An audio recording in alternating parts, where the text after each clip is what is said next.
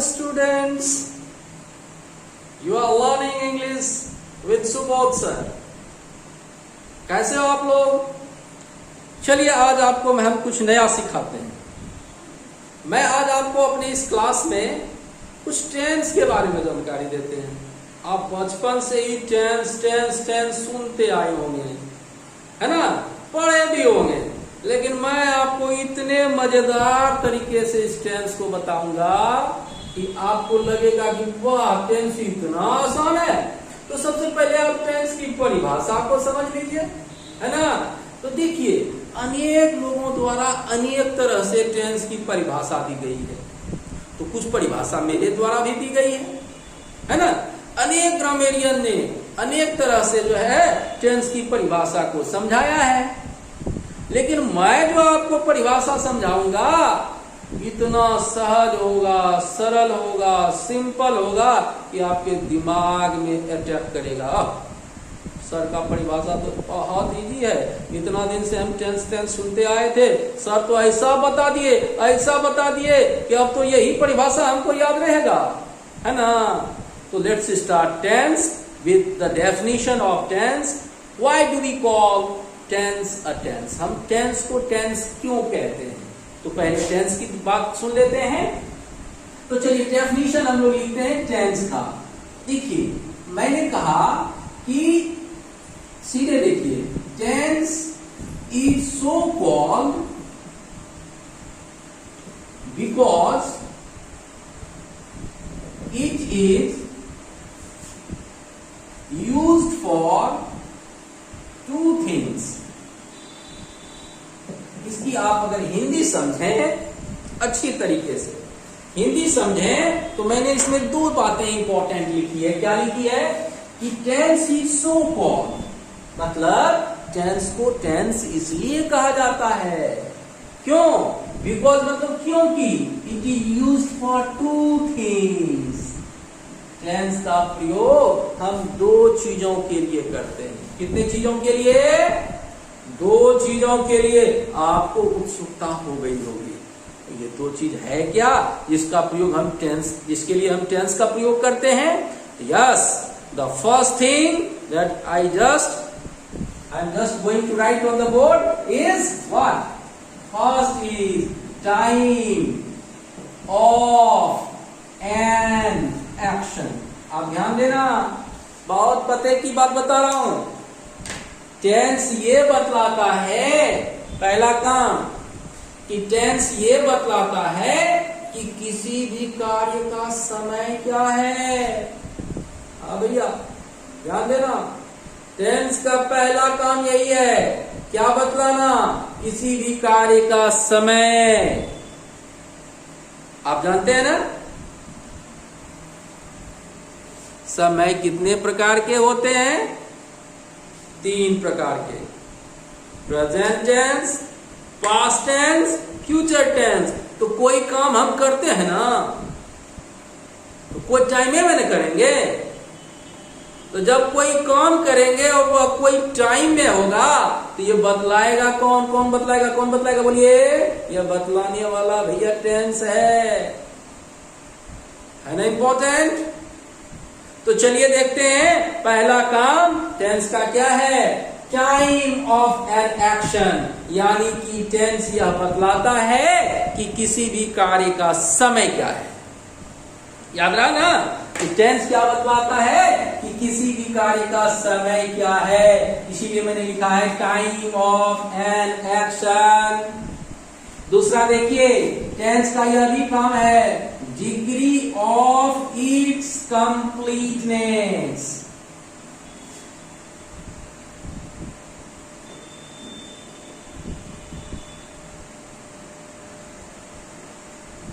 Degree of its completeness. Tense यह भी बतलाता है डिग्री ऑफ इट्स कंप्लीटनेस।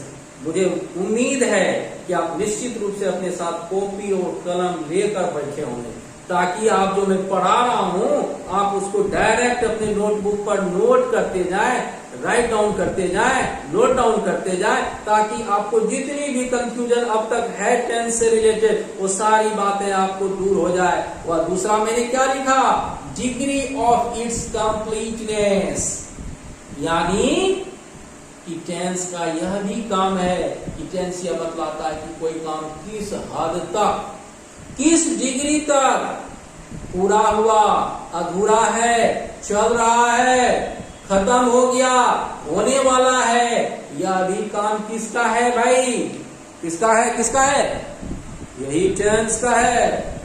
तो टेंस के बारे में मैंने आपको दो बातें बताया। पहला क्या, पहली बात मैंने बताया कि टेंस को टेंस इसलिए कहा जाता है कि इसका प्रयोग हम दो चीजों के लिए करते हैं, और वह पहला चीज है क्या, टाइम ऑफ एन एक्शन।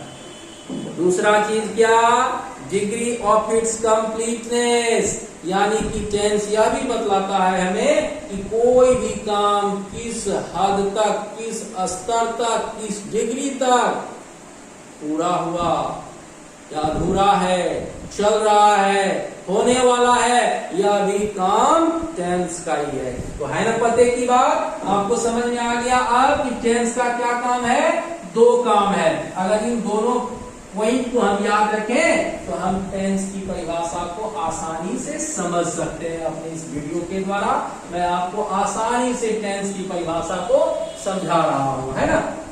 अब देखिए ये जो टेंस है ना भैया, आप बचपन से पढ़ते आए हैं, इसके तीन पार्ट हैं। पहला क्या, प्रेजेंट टेंस, दूसरा क्या, पास्ट टेंस, तीसरा क्या, फ्यूचर टेंस। ये बतलाने की ज्यादा जरूरत नहीं है, आप लोग सब जानते हैं, ये बात आप लोग सबको पता है कि ये टेंस के तीन पार्ट हैं। तो पहला क्या हुआ, प्रेजेंट में अब आपको समझाता हूं, है ना। चलिए कॉपी कलम निकालिए, कॉपी देखिए, कॉपी पर कलम देखिए, ठीक से चल रहा है नहीं आपका। अगर ठीक से नहीं चल रहा है तो उसको ठीक से चलाइए और दिमाग को कंसंट्रेट कीजिए, क्योंकि मैं टेंस के बाद आपको बहुत ही इंपॉर्टेंट डेफिनेशन बताने जा रहा हूं प्रेजेंट टेंस का। आप सुने होंगे ना प्रेजेंट टेंस के बारे में, बहुत लोग आपको क्या बताए होंगे कि ऐसा कार्य जो वर्तमान समय में होता है ना, ये नहीं बताए हैं कि ऐसा कार्य जो कब हो, वर्तमान समय में हो, प्रेजेंट टाइम में हो। लेकिन मेरी परिभाषा थोड़ी सी हट के है। आप अंग्रेजी का परिभाषा देखिए ना, इंग्लिश में मैं डेफिनेशन आपको टेंस का लिख रहा हूं, क्या लिख रहा हूं सो देखिए कि present tense is used to express an action or state of being at the time of speaking। आप ये देखिए, मैंने लिखा आपके लिए, क्या लिखा है देखिए, the present tense is used to express an action, यानी कि प्रेजेंट टेंस का प्रयोग ऐसे एक्शन को दर्शाने के लिए किया जाता है। देखिए भाई, ये स्टेट क्या होता है, कार्य की अवस्था, है ना। एक्शन क्या होता है, जैसे ही हम कोई काम करते हैं, मान लीजिए कोई कह दिया आपको भाई डांस, अब खड़े रहोगे, डांस हो जाएगा, क्या करना पड़ेगा आपको, एक्शन। डांस के लिए सुबोध सर कह दिया क्या, थोड़ा सा हंसो तो भाई, अब मुंह फुला के बैठे रहोगे हंसना होगा, हंसने के लिए आपको एक्शन करना पड़ेगा, है ना। तो वही एक्शन, जैसे ही हम कोई काम करते हैं तो एक्शन। लिखो तो जी, लिखने के लिए एक्शन चाहिए। दौड़ जाओ तो जी, दौड़ने के लिए एक्शन चाहिए, नहीं चाहिए। खड़ा हो जाओ जी, बैठे हैं खड़ा हो जाओ, खड़ा होने के लिए क्या करना पड़ेगा, एक्शन। जैसे ही एक्शन आया टेंस होगा, याद रखिएगा। और ये प्रेजेंट टेंस है, तो प्रेजेंट टेंस में क्या करता है, the present tense is used to express an action और state of being at the time of speaking. याद रखो, इतना जान लो, ध्यान देना इतने का, इतने को बात ध्यान देना है भाई। क्या प्रेजेंट नाम का कोई चीज है, वह स्टैटिक नहीं है।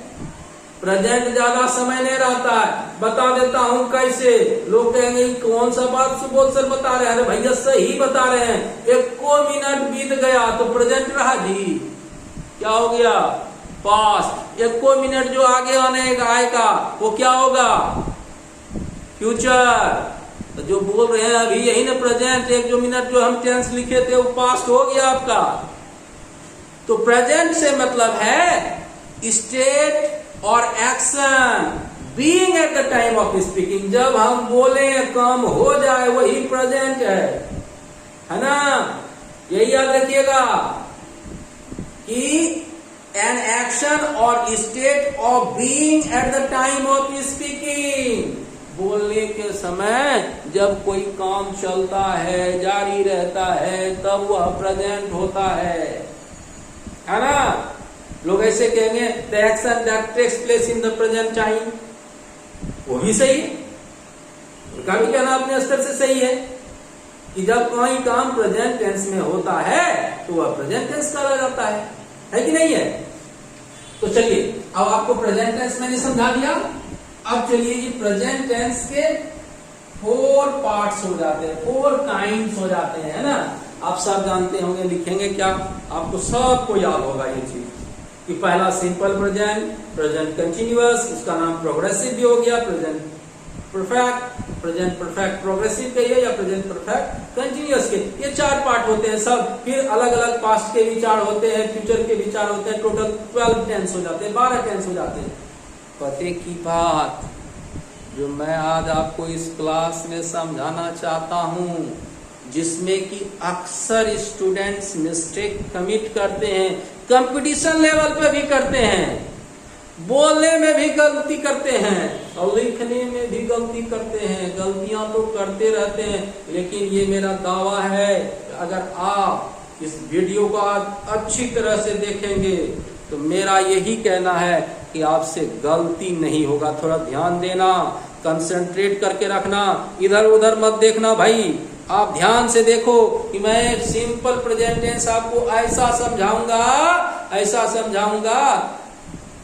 आप तो समझ ही जाओगे, दूसरे को भी समझाने लगोगे। वो प्रचरवा देता है ना आजकल कि जब से पढ़ने लगी हो तो कंसेप्ट दूसरों को भी देने लगोगे। सच कहता हूं वैसा ही मेरे क्लास के बाद होगा आपको।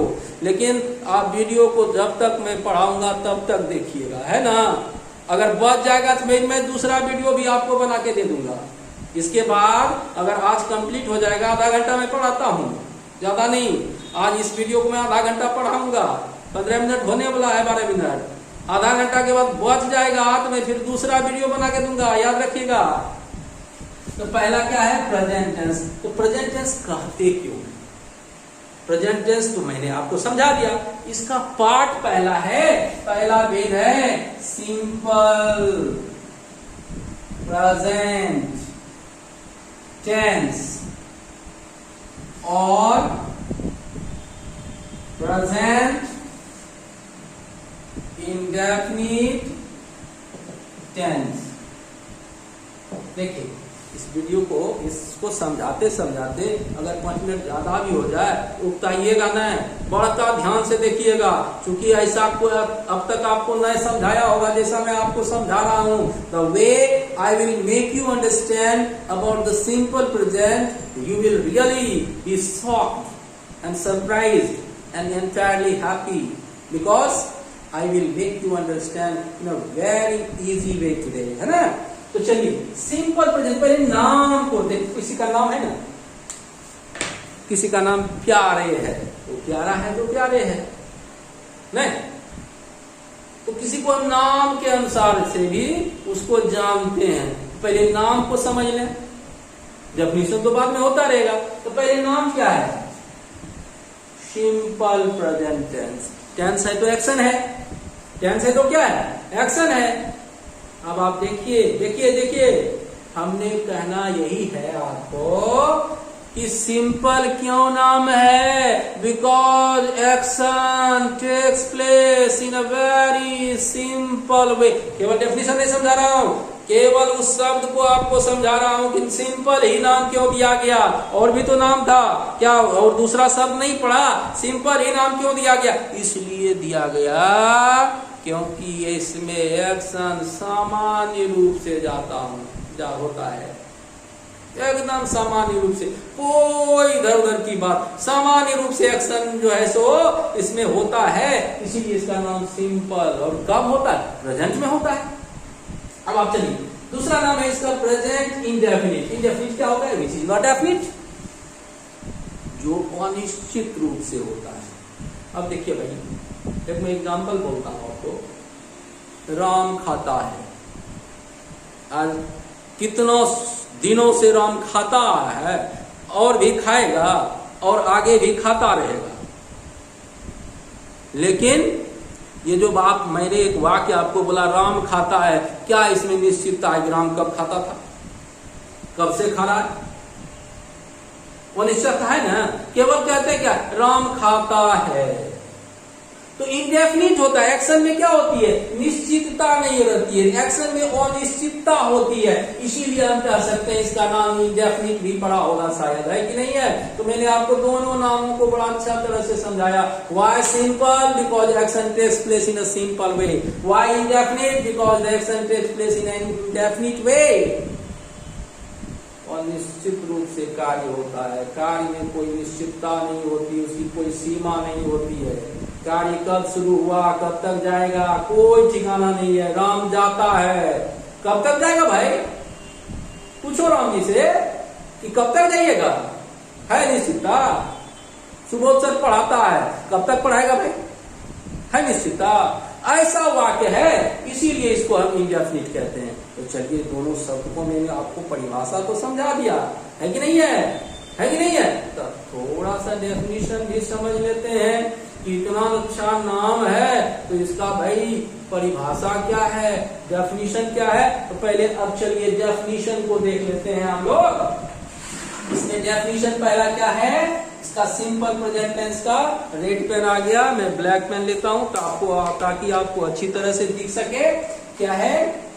द सिंपल प्रेजेंट, ध्यान दीजिएगा, कॉपी पे लिखिए। The simple present tense is used to express, आप भी लिखिए, देखिए मैं हट जाता हूं, लिखिए आप, लिखिए। The simple present tense is used to express क्या?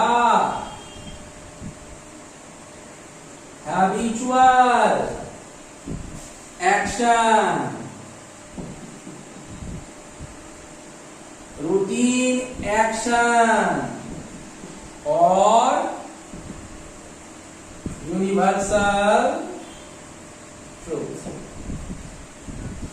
देखिए, मैंने आपके लिए परिभाषा लिखा, मैं इसको इतना डिटेल से समझाऊंगा कि आप कहोगे वाह, यही है सिंपल प्रेजेंट टेंस।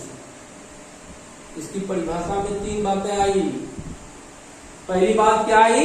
ध्यान दीजिए, is used to express an action, मतलब सिंपल प्रेजेंट टेंस का प्रयोग ऐसे कार्य को दर्शाने के लिए किया जाता है जो हैबिचुअल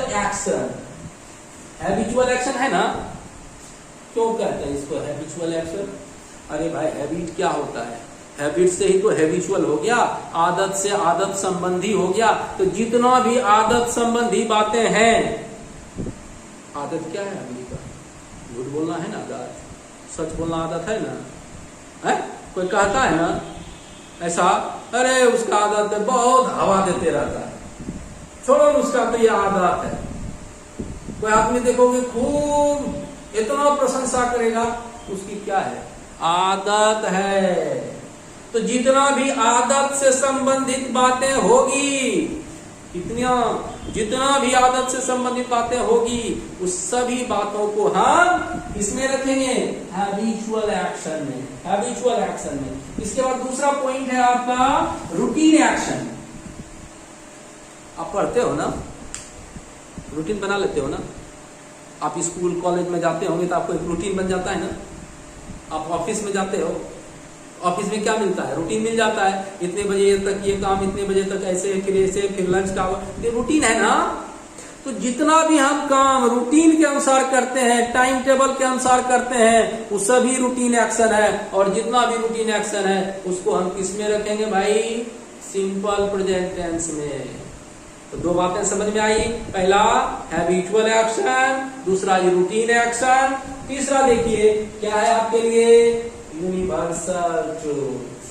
ध्यान दीजिए, ध्यान दीजिए, ध्यान इधर उधर नहीं, ध्यान भटका पॉइंट छूट जाएगा, छूटना नहीं चाहिए। तीनों पॉइंट तो है, तीनों पॉइंट ध्यान में दे दीजिएगा, आपको समझ में आएगा कि नहीं सर सच्चे कह रहे हैं, है कि नहीं? क्या है? Universal truth. यूनिवर्सल क्या होता है? जो वैश्विक होता है, पूरे ब्रह्मांड में जो होता है, जो पूरे कायनात में होता है, ऐसा सच जो कभी नहीं बदले भैया, है ना। आप देख रहे होंगे ना, लग रहा होगा कि नहीं सच तो सच्चे समझा है। अरे भाई सच्चा यही है कि ऐसा सच जो कभी नहीं बदले, इसको हम यूनिवर्सल ट्रूथ कहते हैं। क्या कहते हैं? यूनिवर्सल ट्रूथ कहते हैं। जैसे देखिए, पृथ्वी सूर्य के चारों ओर क्या करती है? चक्कर लगाती है ना, है? क्या हुआ? यूनिवर्सल ट्रूथ हुआ ना, ये बदलेगा कभी? है? सूरज पूरब में उगता है, हमारे परदादा भी, ग्रेट ग्रैंड फादर जो भी थे, वो भी यही कहते होंगे सूरज में पूरब में उगता है, ये कभी बदलेगा नहीं। यही तो हुआ यूनिवर्सल ट्रूथ। सितारे रात में चमकते हैं, यही तो हुआ यूनिवर्सल ट्रूथ। आदमी मरणशील है, यही तो हुआ यूनिवर्सल ट्रूथ। तो ऐसी बातें हम प्रेजेंट टेंस के, सिंपल प्रेजेंट टेंस के अंतर्गत रखते हैं, पढ़ा जाता है। इसीलिए सिंपल प्रेजेंट टेंस की परिभाषा को हम कह सकते हैं कि ऐसा टेंस जो रूटीन एक्शन को, हैबिचुअल एक्शन को, यूनिवर्सल ट्रूथ को दर्शाता है, तो ऐसे टेंस को हम सिंपल प्रेजेंट टेंस कहते हैं, कि नहीं? चलिए अब देखिए, अब तो ये आपको हमने सिंपल प्रेजेंट टेंस क्या होता है, इसके अंतर्गत क्या क्या बातें आती है, वो सारी बातें मैंने आपको बताई। लेकिन भैया हम तो ठहरे हिंदी भाषी, और हमारे देश में ऐसे बहुत सारे कमजोर स्टूडेंट्स भी हैं जो हिंदी से अंग्रेजी पढ़ते हैं। आप अदरवाइज ना लेना, हकीकत यही है। आप गांव में जाओ, बच्चे को पूछो एक लाइन अंग्रेजी बोलो, पहले वो हिंदी में सोचता है, हिंदी में सोचता है कि नहीं सोचता है? अंग्रेजी में वो डायरेक्ट सोचने लगे तब तो भाई गांव में चल जाएगा।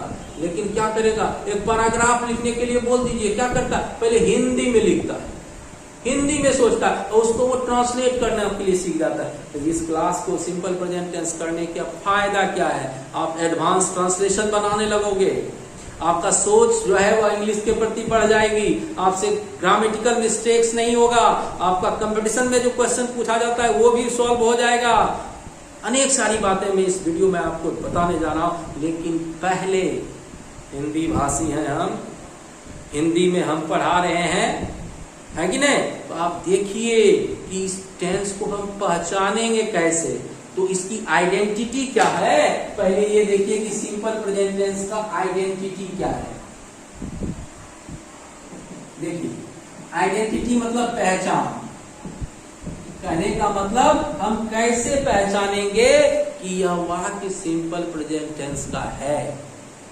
ध्यान दीजिएगा, बहुत आसान है, आपको बहुत सारी पहले से भी जानकारी होगी। इस वीडियो में कंफर्म कर लीजिए वो जानकारी को, नहीं वो जानकारी सही थी या क्या थी, है ना। तो पहले देखिए, हम कह रहे हैं कि जिस हिंदी वाक्य के अंत में, इसलिए मैंने कहा हिंदी में बता रहा हूं, हिंदी में पढ़ा रहा हूं अभी, कि the sentence, the Hindi sentence ending with ता है, ते हैं, ती है, ता हूं, यानी कि जिस हिंदी के वाक्य में क्या रहे, अंत में क्या रहे? ता है, ते है, ती है,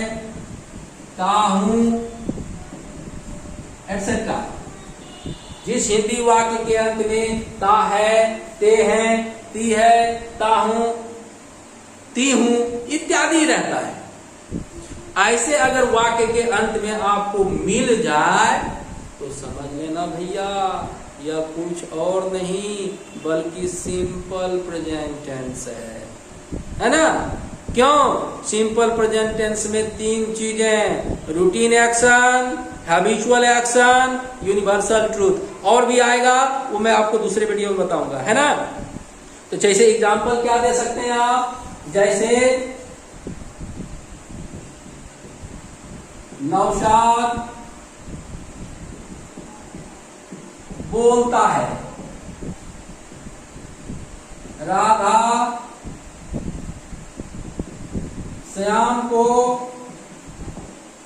प्यार करती है।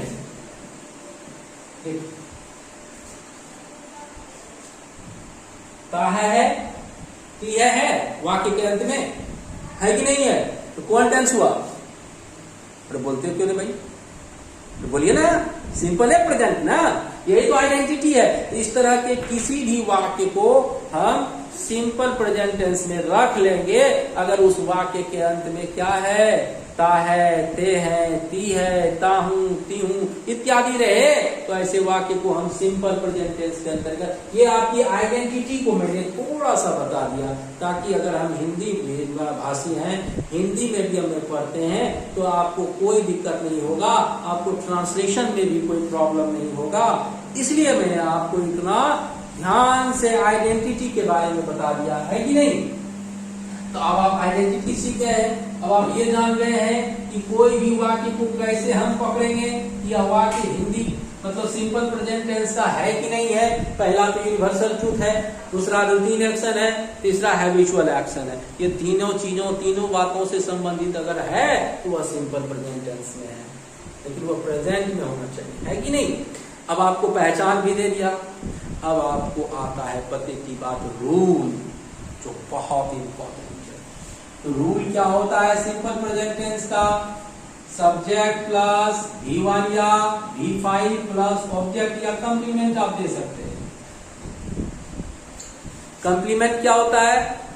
कभी कभी वाक्य का मीनिंग सब्जेक्ट और बोधर दोनों मिलकर भी पूरा नहीं कर पाते, तो ऐसी स्थिति में क्या करते हैं, वाक्य के मीनिंग को पूरा करने के लिए वहां पर कोई शब्द दे देते हैं। अगर हम कह देते हैं कि राम की, देखिए वाक्य का मीनिंग पूरा है नहीं है, जैसे ही देंगे डॉक्टर, वाक्य का मीनिंग क्या हो गया, पूरा हो गया कि नहीं हो गया, हो गया कि नहीं हो गया। तो यही पर डॉक्टर क्या हो गया, कंप्लीमेंट, यही कंप्लीमेंट सी मैंने लिखा है ना। ऑब्जेक्ट को मैंने अपने दूसरे वीडियो में भी मैंने आपको समझाया है, ऑब्जेक्ट को मैं समझा दूंगा फिर भी थोड़ा सा।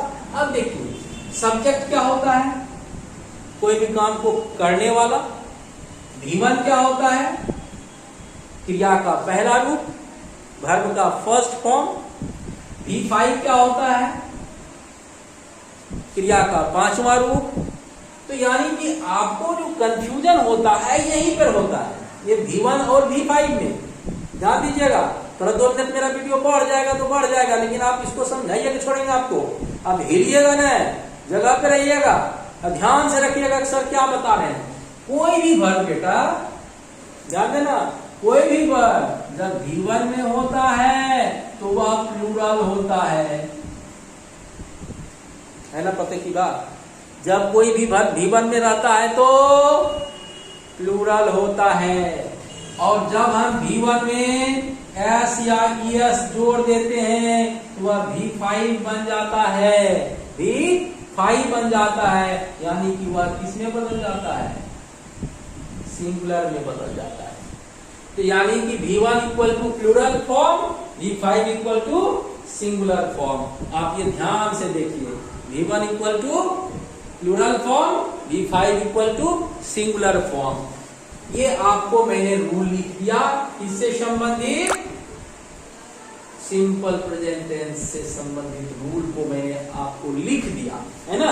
आप बढ़िया से देखिए, सब्जेक्ट आपने कॉपी पर भी लिख लीजिए, सब्जेक्ट प्लस V1 या V5 प्लस ऑब्जेक्ट या कंप्लीमेंट, ये सिंपल प्रेजेंट टेंस का रूल है। देखिए भाई टेंस है क्या, to use the different forms of verbs in a sentence.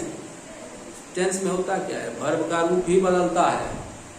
मैं आपको बताऊंगा थोड़ा सा डिटेल से कि वर्ब का रूप कैसे बदलता है। तो मैं आपको बताऊंगा थोड़ा थोड़ा करके कि अगर कोई पूछे कि टेंस क्या है तो आप बेधड़क कह देते हैं, कह सकते हैं, इस बात को कोई गलती नहीं कि क्रिया के विभिन्न रूपों का प्रयोग करना ही टेंस है।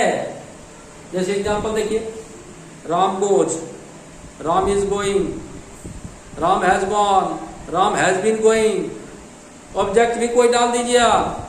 जैसे देखिए, I write a letter, I am writing a letter, I have written a letter, I have been writing a letter.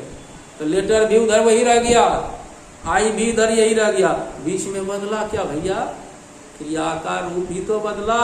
यही तो टेंस है कि क्रिया के विभिन्न रूपों का अलग अलग ढंग से प्रयोग करना ही टेंस कहलाता है। तो आपको अनेक टेंस में नहीं आपको बात बताऊंगा।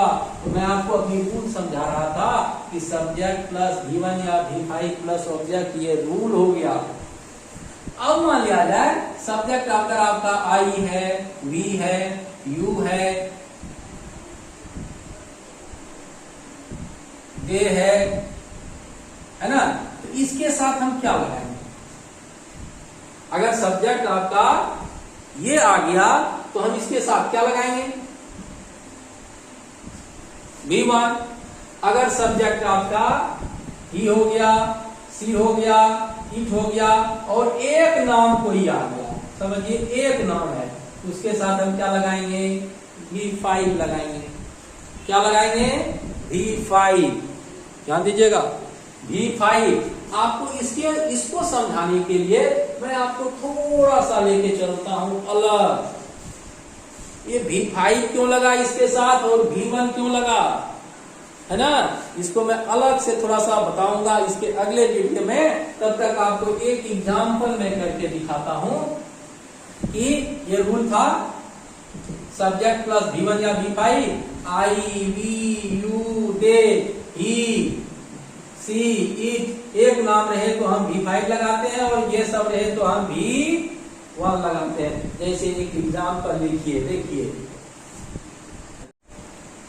राधा एक पत्र लिखती है। देखिए, पहचानिए, राधा एक पत्र लिखती है ना। राधा क्या हो गया, कोई काम कर रही है, सब्जेक्ट है कि नहीं? तो हम लिख सकते हैं इसको सब्जेक्ट राधा। तो मैंने क्या कहा था, एक नाम रहेगा तो V5। यहाँ क्रिया देखिए, हिंदी और अंग्रेजी के वाक्य में अंतर क्या है? हिंदी का वाक्य आप कितना भी लंबा लिख दो, क्रिया हमेशा अंत में आएगी, याद रखिएगा। कितना, अगर मैं इतना बड़ा भी इस बोर्ड पर लिख दूं हिंदी का वाक्य, क्रिया कहाँ आएगी, वर्ब कहाँ आएगी? अंत में। याद रखिएगा कि यहाँ पर क्रिया क्या है, लिखती है। लिखना मतलब क्या, राइट। क्रिया राधा हो गया क्या, राइट। अब देखिए, राधा के साथ क्या लगेगा, V5। V5 कैसे बनता है, क्रिया में SIS लगा देते हैं तो राइट्स हुआ ना, है? तो राधा राइट्स क्या लिखती है भाई, एक पत्र लिखती है। ये आपका बन गया सिंपल प्रेजेंट टेंस का वाक्य। आपको पूरा तरह से मैंने समझाया। एक एग्जांपल के माध्यम से आपको और मैं बताता हूं। जैसे हम लोग क्रिकेट खेलते हैं, है ना। हम लोग क्या करते हैं, क्रिकेट खेलते हैं। अब क्रिकेट खेलते हैं तो आप ये देखिए, क्रिकेट जब खेल रहे हैं हम लोग, है ना, क्रिकेट जब हम लोग खेल रहे हैं तो क्या हो रहा है, सब्जेक्ट क्या हो गया, वी है ना। वी के साथ क्या लगता है, V1। वर्ब कहाँ है, अंत में, खेलना। V1 क्या हो गया, खेलना का, प्ले। क्या खेलते हैं भाई, क्रिकेट। We play cricket. एक जगह में गया था, बहुत इंटीरियर थोड़ा सा इलाका गया था, मैं उसका नहीं कर रहा हूं, मैंने बच्चों को पूछा, भाई कि अंग्रेजी पढ़ते हैं आप लोग? बोला हाँ पढ़ते तो हैं। जब बोला कि मैं जाता हूँ, बोलो मैं जाता हूँ, बोलो। तो क्या बनाया जानते हैं अंग्रेजी? आई एम गो। ये अक्सर गलतियां करते हैं, छोटे छोटे से लेके बड़े बड़े बच्चे भी कर देते हैं, जानकारी के अभाव में। मैं आपको आज आधा मिनट में ये आपको समझा दूंगा कि अगर किसी भी सब्जेक्ट के बाद डायरेक्ट रूप से सीधे कोई भी V1 या V5 आता है, सब्जेक्ट के बाद अगर सीधे डायरेक्ट कोई V1 या V5 आता है तो उसको हिंदी में समझिए ता है, ते है, ती है, ता हूं। ये नहीं कि वह जाता है तो ही गो बोल दीजिए, ऐसा कुछ नहीं है। तो वहां पर समझिए कि सब्जेक्ट के बाद हमको या तो V5 यूज करना है या V1 यूज करना है। अब V1 कहाँ यूज होगा, V5 कहाँ यूज होगा, मैं आपको डिटेल से अगले वीडियो में आपको मैं समझाऊंगा। और इस वीडियो में मैंने आपको अपने क्लास में डिटेल से सिंपल प्रेजेंट टेंस के बारे में थोड़ी सी जानकारी प्रदान किया है। इसे जानकारी मैं आपको दूसरे वीडियो में दूंगा।